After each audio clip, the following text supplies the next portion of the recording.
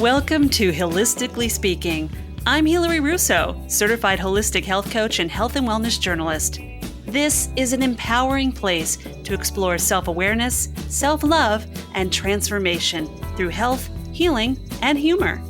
By sharing life-changing experiences, knowledge, and guests with varied expertise, we'll explore who we are, how we got that way, and what it takes to be a happy and healthy grown-up. Mind, body, and spirit. I'm glad you're here. Some people just have a way of inspiring you the first time you meet them. Take a moment to think about someone like that. It may be the way they greet you or how they make you feel, or they just have an energy about them that pulls you in. My first conversation with Nordine Zouareg was one of those moments. He simply said, "Allô, darling," in a delightful French accent. We didn't know each other personally, but connected due to our background in health and wellness. And from there, and many conversations later, I learned about a man whose story made him even more fascinating and inspiring. Not just because he's a former Mr. Universe, Mr. World, and Mr. Europe, which is clearly in itself quite an accomplishment, but the insurmountable obstacles he had to overcome to reach those titles. And then some. Sickness, bullying, racism, and well, just being born, as you'll soon discover. On this episode of Hilistically Speaking, Nordine shares his story of mind over body and his focus on inner fitness that goes well beyond the physique and deep into the heart of love and self-worth. Nordine, I love talking to you. And I love talking to you. I really do. It's such a joy to have you here. And I'm excited for you because the book has been released, Inner Fitness, the 5 Steps to Overcoming Fear and Anxiety While Building Your Self-Worth. That speaks to me. And I know it's going to speak to Hilistically Speaking listeners. It speaks to a lot of people. I've been getting calls and emails about the part that the inner fitness is intriguing. And people want to know what inner fitness does really mean. Yeah, and you are somebody who understands inner and outer fitness. So sharing with folks a little bit about who you are and your background, I think would be a really big treat. So who is Nordine Zouareg? Who is Nordine Zouareg? I'm still wondering myself.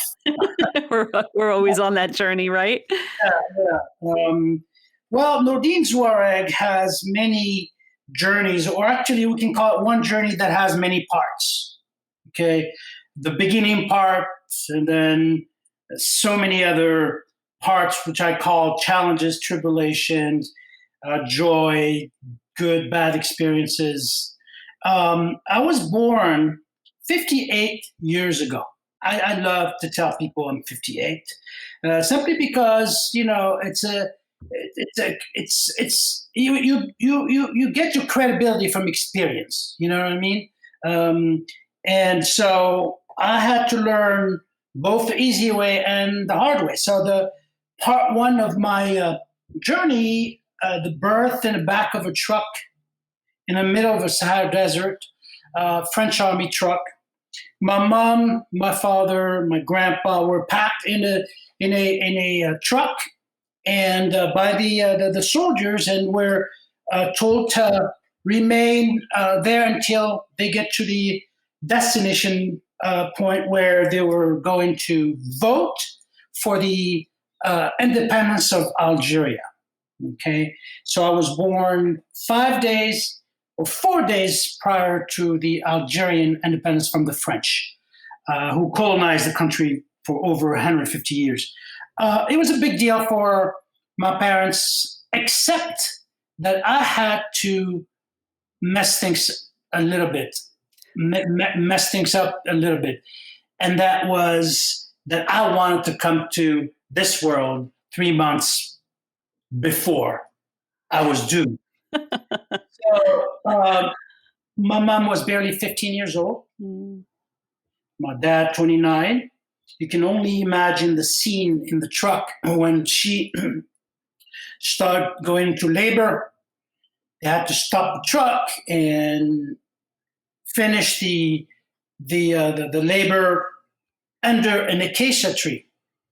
Fast forward a little bit, I was there's a few hard experiences for my parents. The first one is that when I was 5-6 months, I was still skinny. I was still ill. So they had to do something about that and move to France to seek medical attention. Mm-hmm. There in France, I was thrown in a hospital for 2 years. In and out of the hospital, not getting any better. And that was particularly hard for my father, he had never the intention to stay in France, but to seek medical attention and provide for me, they had to stay there and make a life for themselves. So I grew up in France, and there it wasn't always easy.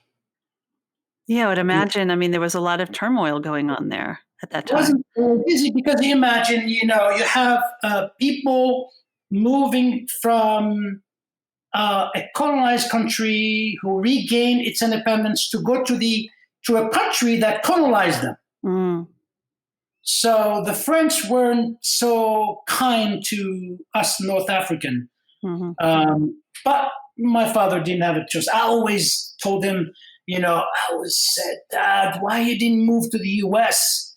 Why you didn't move to the U.S.? And, fair enough, I ended up moving myself, immigrating to the U.S. So didn't get a chance to really appreciate what so many normal kids would have between the birth and the age of 19. That's the 19 years of trial and tribulations that I could write many books about.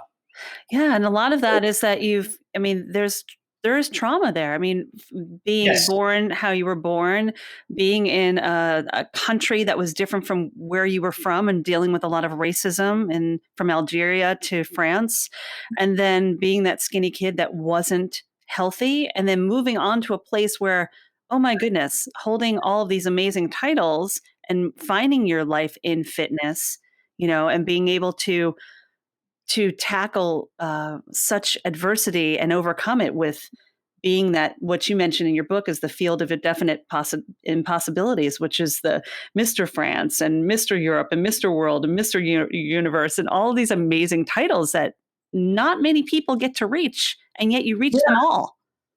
Yeah, and I think the reason for that is simply because I lived between as Deepak Chopra likes to say, I love this quote, is the infinite field.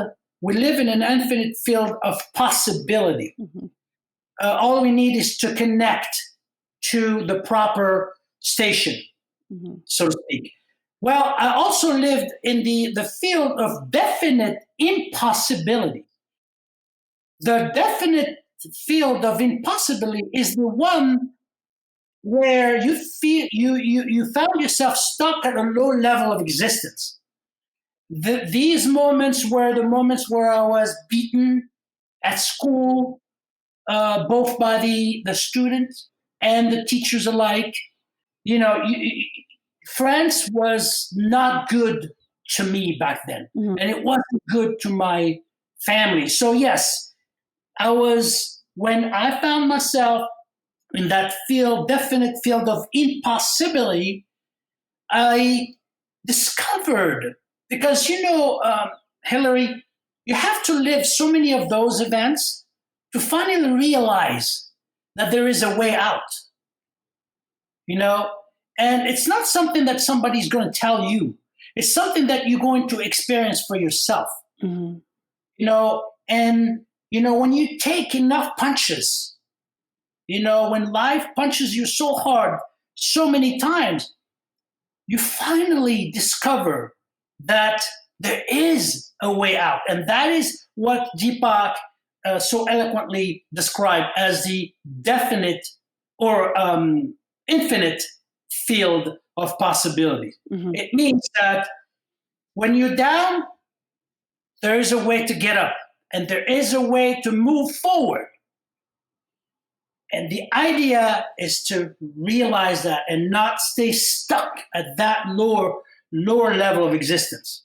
So where was the change for you? I mean, growing up in France and making that decision to go to the States, and obviously you had some successes even when you were still living in Europe, but where was the point for Nordine where you said, I've had it. I have one life to live and I'm going to live it powerfully. And I know it's a work in progress, Nordine. I get it. We're still doing it to this day, right? So where was that shift? Many attempt to discover my passion, many attempt to get out of misery where reality was no longer available to me. As I was walking back from school to go home and practice a ritual that I had, Hilary. And that was a ritual that saved my life. So fast forward, I'm in France, I'm 19 years old, I'm walking to go back home, get to my room. I was sharing with my 7 siblings back then, and get on the bed and cry. That was my ritual. That enabled me to get rid of the stuff I would go through during the day, mainly the beating and of course a huge part of it was based on my self-esteem, very low. And so that day I had a miserable time at school, and I was getting ready to get home and go to my room and do that ritual when I saw everyone watching a program on television. There was this Russian Olympic gymnast that was doing the Iron Cross. And I saw this beautiful, incredible, chiseled body. And one question that prompted itself from deep inside of me: why can't I be like this? That was this magic, this incredible. It's you guiding, it's your guiding mechanism that is saying you can, and you feel that. That was what prompted me to ask, why can't I become like that? What followed after that was the power of intention. I set myself. So here's what happened. When that happens, when you have a strong core desire that just unleashes, that magic within you, that I call it a superpower. It's a superpower that we have within. We all have it, by the way. And I think it comes because you had enough. You had enough. Yeah. You couldn't sustain more. And boom, that image, I anchored that image in the back of my head, in my subconscious mind. So I had a reason now. I had a prize. Was to become like that. I fell in love with that image. Literally. I always say, when you fall in love with something or someone, you'll do anything in your power to get that thing or be with that someone. Anything. And that's what happened. I started attracting the right things. In that case was gymnastics. So I didn't know any better. I created what I call, an appropriate plan, except that plan was not so appropriate. So I set my goals of becoming like that, but the only thing was, okay, I don't know how to get this way other than joining a gymnastic club. But with my low self-esteem being so low, I had to go ask my neighbor to go with me. So he became a French champion in gymnastics. I screwed up. Why? Because I was too skinny. So to the point where when we competed, I think it was 8 months later, we competed at an event. And gymnastics is a team effort. I was doing a pommel horse, and I sat on my wrist, broke my wrist. Ooh. And the two judges in front of me asked me to continue despite the pain. And so I continued. Why? Because I was afraid of what they would think of me. So the coach felt so bad that he came and he said, Nordine, I'm begging you. You need to go and join a weightlifting gym. You have to put some meat on you, and maybe we can reconsider this. So what happened? I go home, and what do? Cry. Yeah. You're back to the little the young boy that is in his room every night. Yeah. Back in that little corner. But what is happening both in my mind and in my physical self? Well, there's a harmony, that takes place. The body is sustaining all that stress. The mind is also going through a tremendous amount of stress. But I remembered why I was doing that. The big price. That was stronger than both pain. That was the love. That was the love. Yeah. And it brought me back to what I call now self-worth. And you mentioned in your book a difference between self-worth and self-esteem. Exactly. There's a difference. It's absolutely. And if you want to know the difference is self-worth is a motivation. It's driven by the outside world. In other words, someone tells you you look great, or someone tells you you look horrible. Either way, your self-esteem is boosted or it's bursted. By anywhere, by anyone, anywhere, anytime. It goes up and down. Okay? I call it, it's what society thrive on. Okay? It's acceptance. We always want to be loved and accepted. Exactly. However, it's momentary. It's not long-lasting. Mm-hmm. Now, self-worth indicates that you are unique. You can't give away your worth. No one can take it away from you as long as you have breath. And you talk about that a lot in your book as well. You mentioned about the importance of breath. Exactly. So as long as you have breath, that gives you this power to continue on with your life. Whatever challenge, whatever life situation you're going through, you have life. Do not confuse life with life situation. There are two different things. Life is your breath. Life happens in the present moment. It doesn't happen tomorrow or yesterday. Your life situation is your brain, your mind, telling you things about tomorrow or your past experience and completely creating a mess inside. When you go back to that place of mindfulness or awareness, what I like to call awareness, you return to a place called love. How important is love to Nordine? Love as the space, the state of being is everything to Nordine. Is the fuel that drives both my mind and my body and my spirit. That's what I fuel myself with every single day. You know, I'm a human, Hilary. I go through ups and downs all the time. But you know what? The difference is I'm aware. And when you are aware, you can fix it.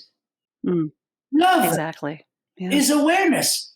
These are state of beings. They have nothing to do with the mind, you know? And so what fueled Nordine? Every time Nordine found himself on the ground, and it's funny, but this reminds me of it's as if my father was right here standing, you know, God bless his soul. He always told me the first ever time where I was so both emotionally and physically destroyed. I think I was probably 14. I was on the verge of committing suicide. And I asked my father, and I said, Dad, what can I do? Why? And there was a bunch of whys. And he said, stop it. Stop it. When you find yourself on the ground like this, know that there's nothing more than the ground. You are already down. All you need to do is to stand up and move forward without looking back. And that's what he meant. This concept is not new. Okay, this concept is born with men. Okay, the concept of self-worth.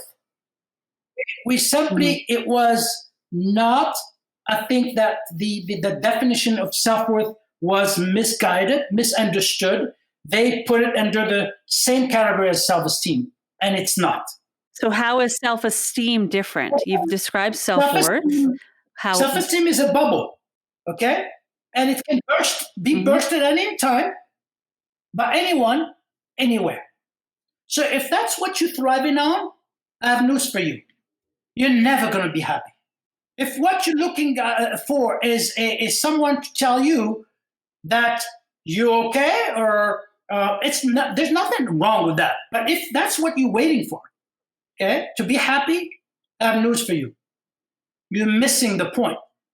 It's like looking for your glasses when they are already on your face, right? Yeah.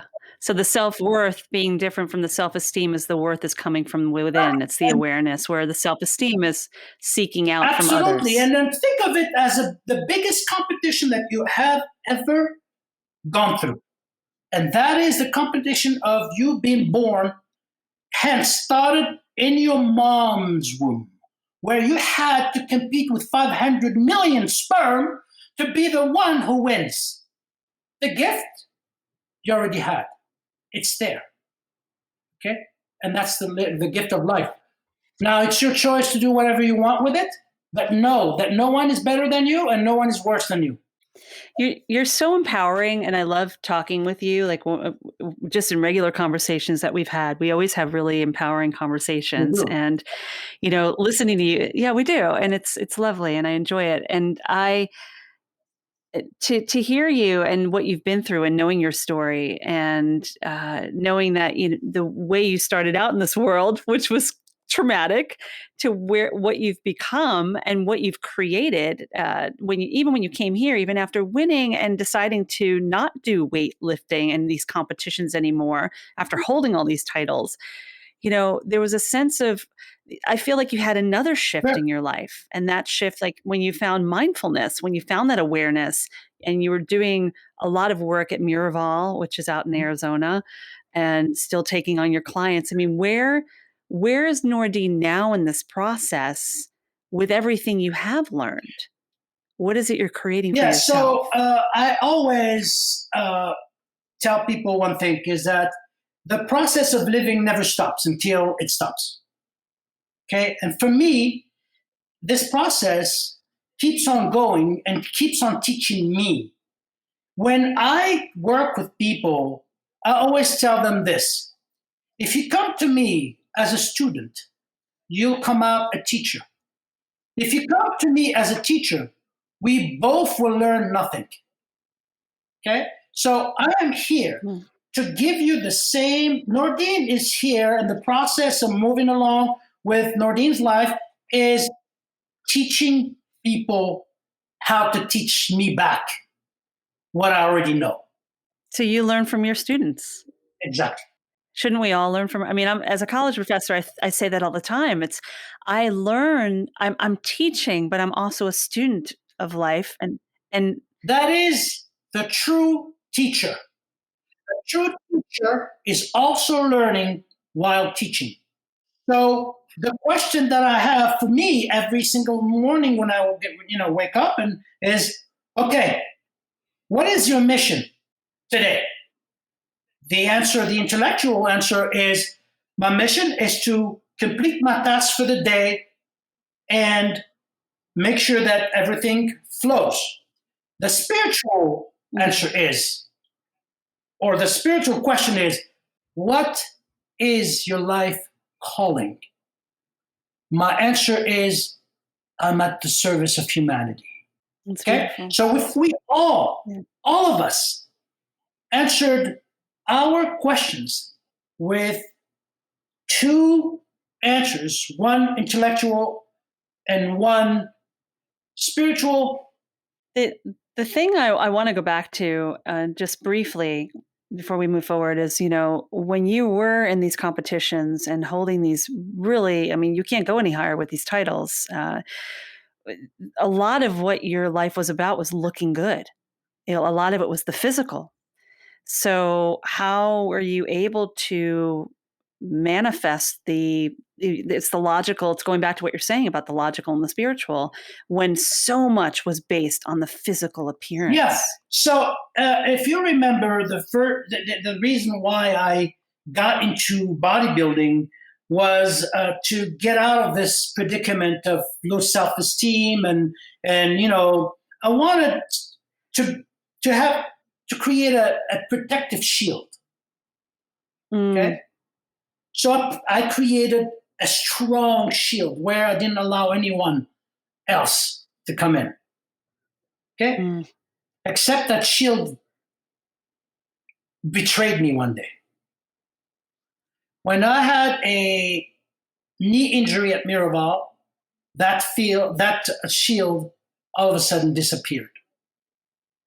A physical aspect of my life crumbled. That's when I had to prompt the right questions and wait for the answers. I discovered that I went from one obsession to the other.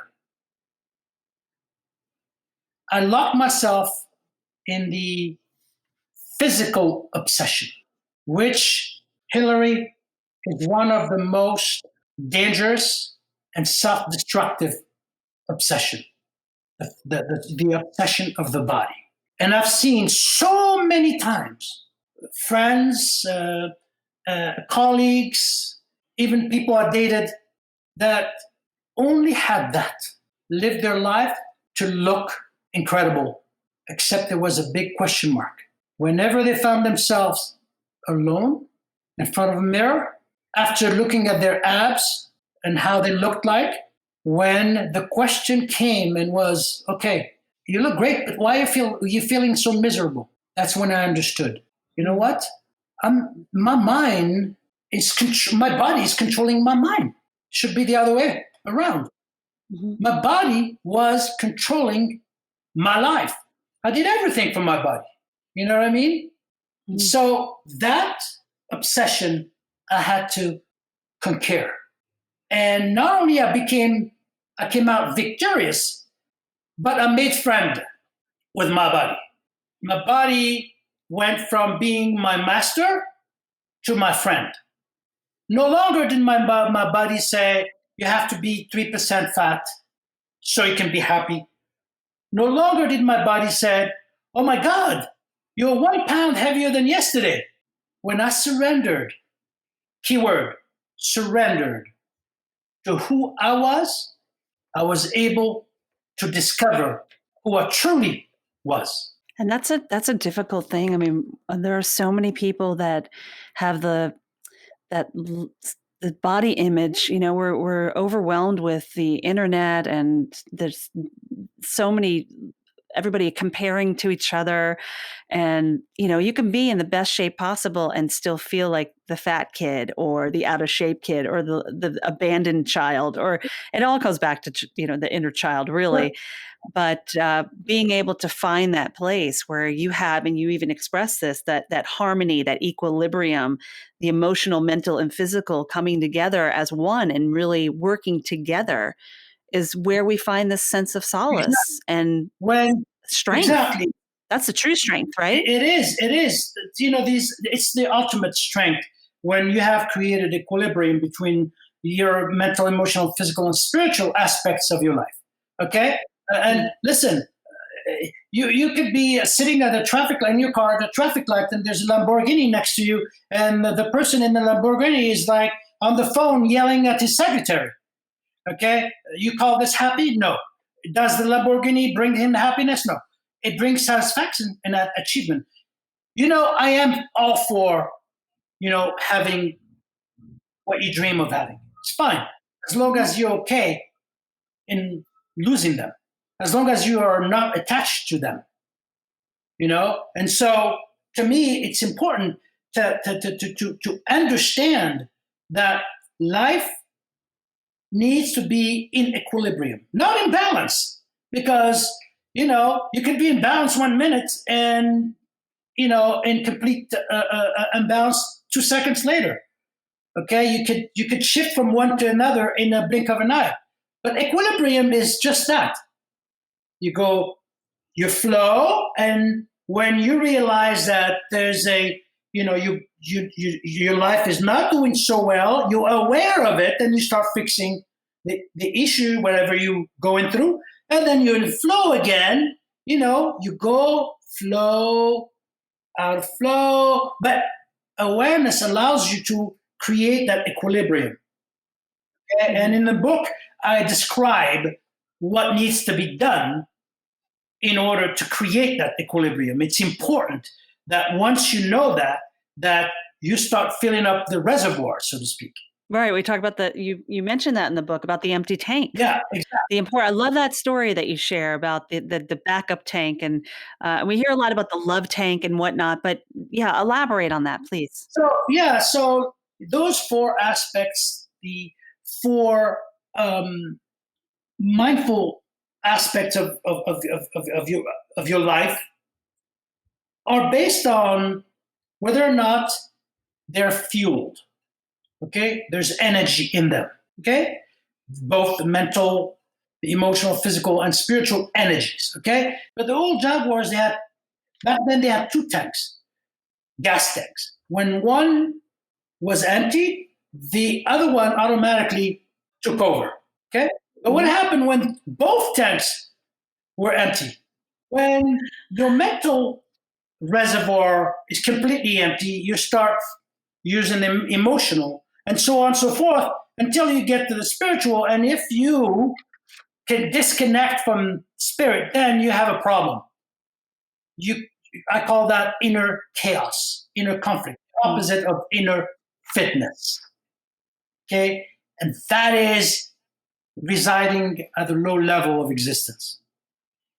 The important thing is when you're aware, okay, when we feel that, then you start filling up those reservoirs. And of course, in the book, I give tools on how to recharge, so to speak.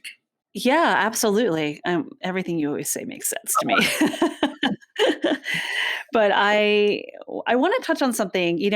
This isn't your first book. You're an author already with your prior book. And what made you decide to write another book and really release it during this pandemic?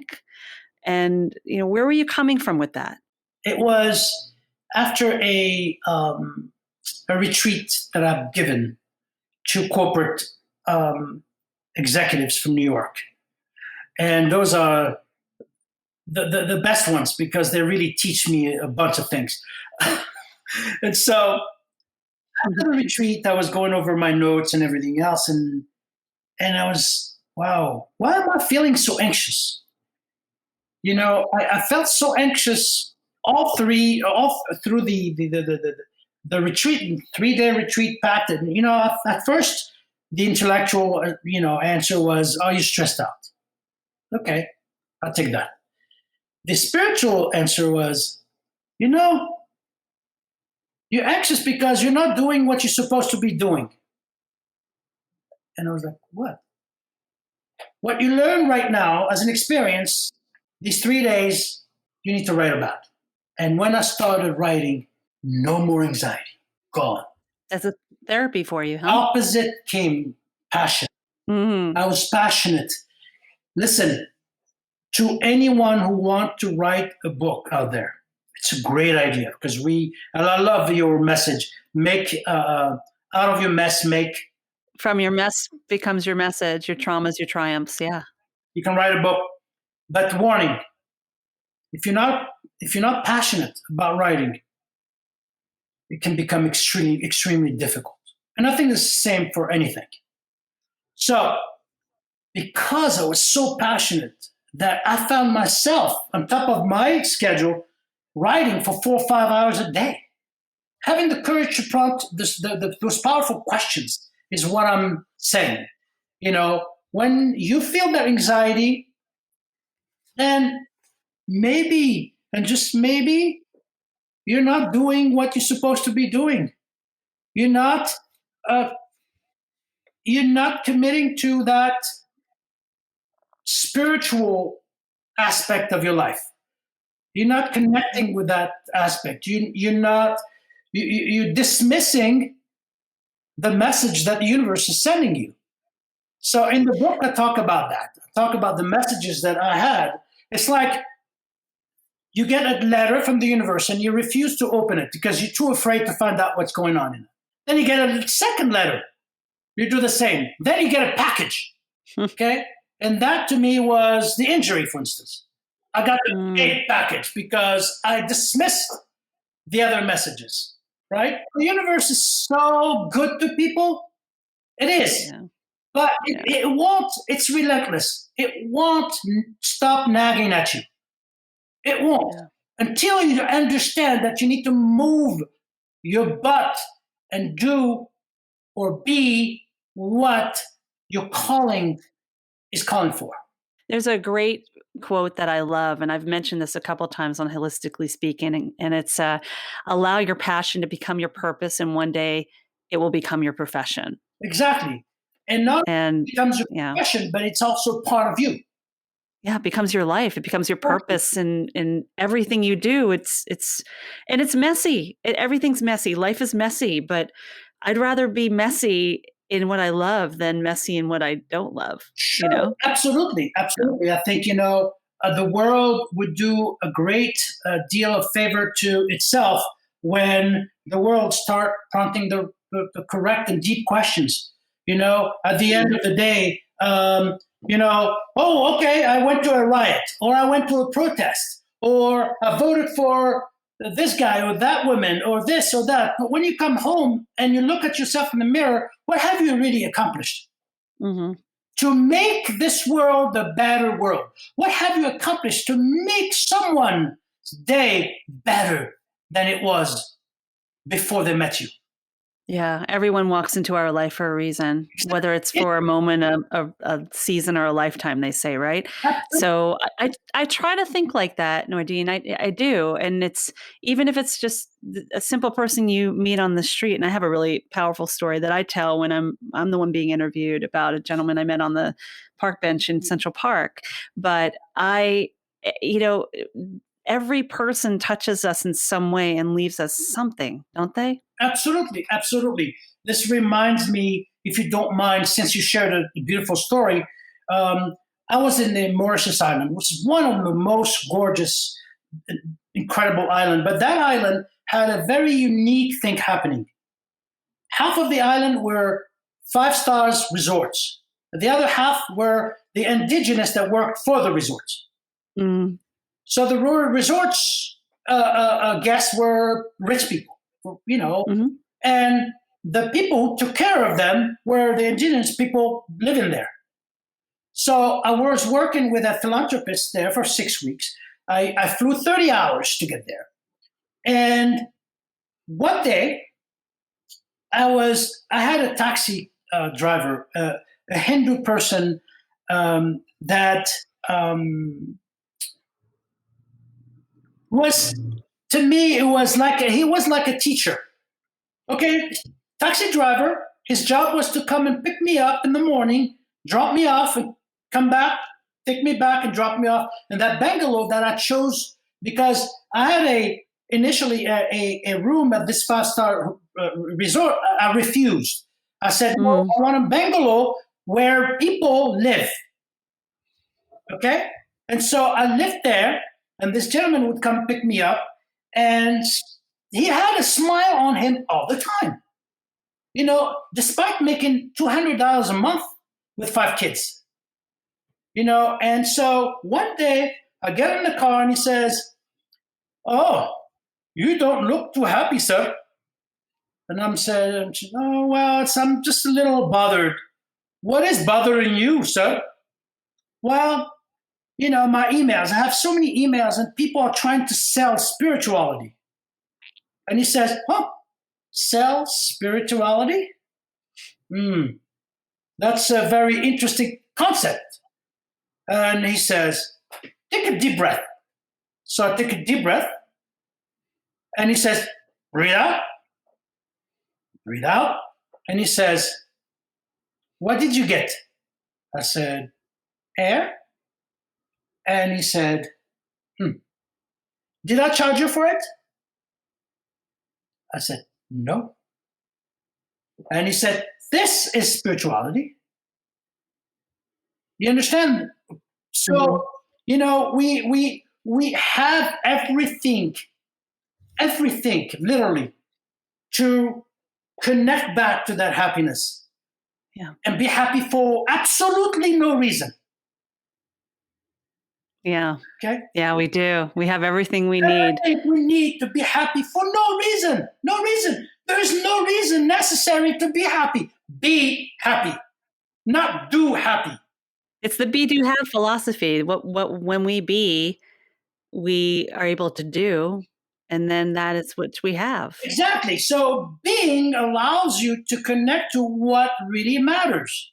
Okay? That peacefulness. Okay? When we put ourselves in a negative emotion under control, any negative emotion, anger, frustration, we cease to be here in the now. Because we're motivated by fear and anger.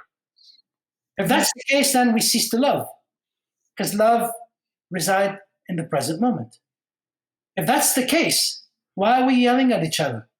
Why are we doing all this? And in the name of loving each other? Bull. You're not loving each other when you're doing that.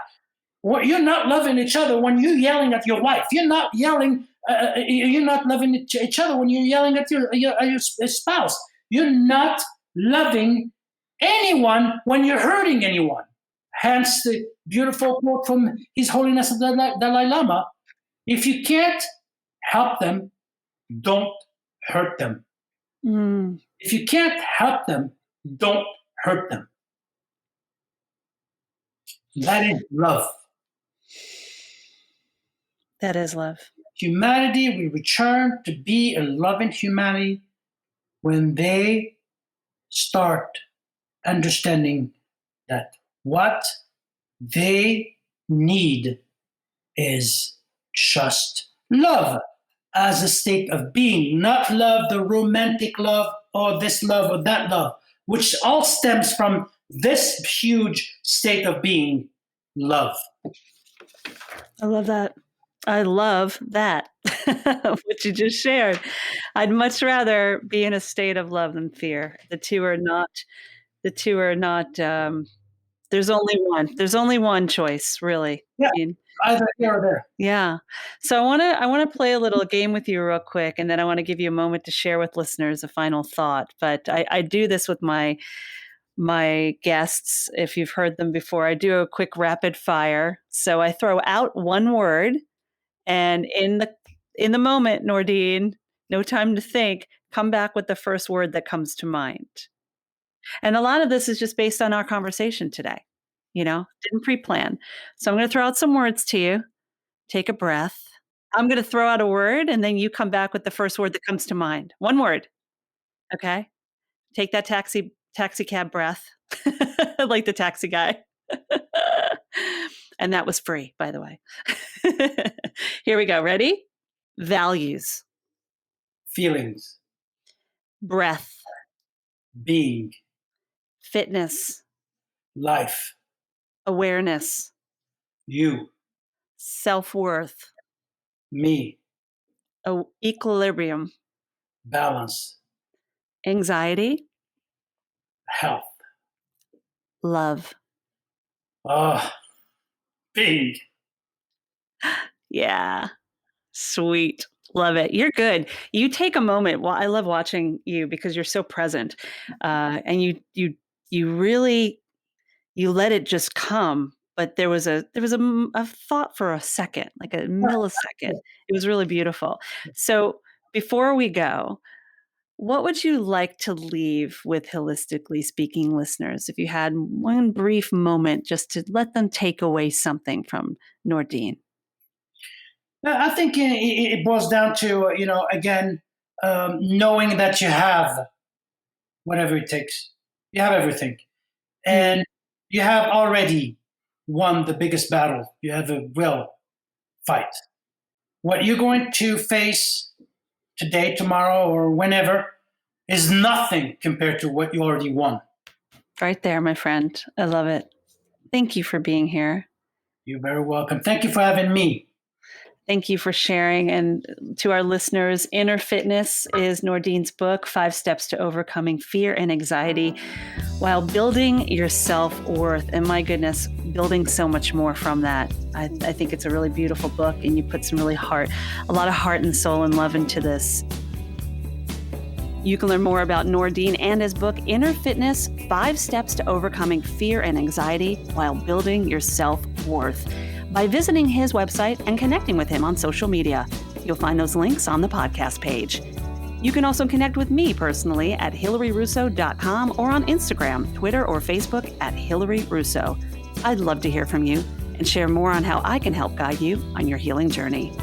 Holistically Speaking is produced by Alan Seals with music by Lipbone Reading. Connection is everything, my friend, and aligning with you is exactly why I'm here. So thanks for listening. And until next time, be kind to your mind and don't forget to laugh.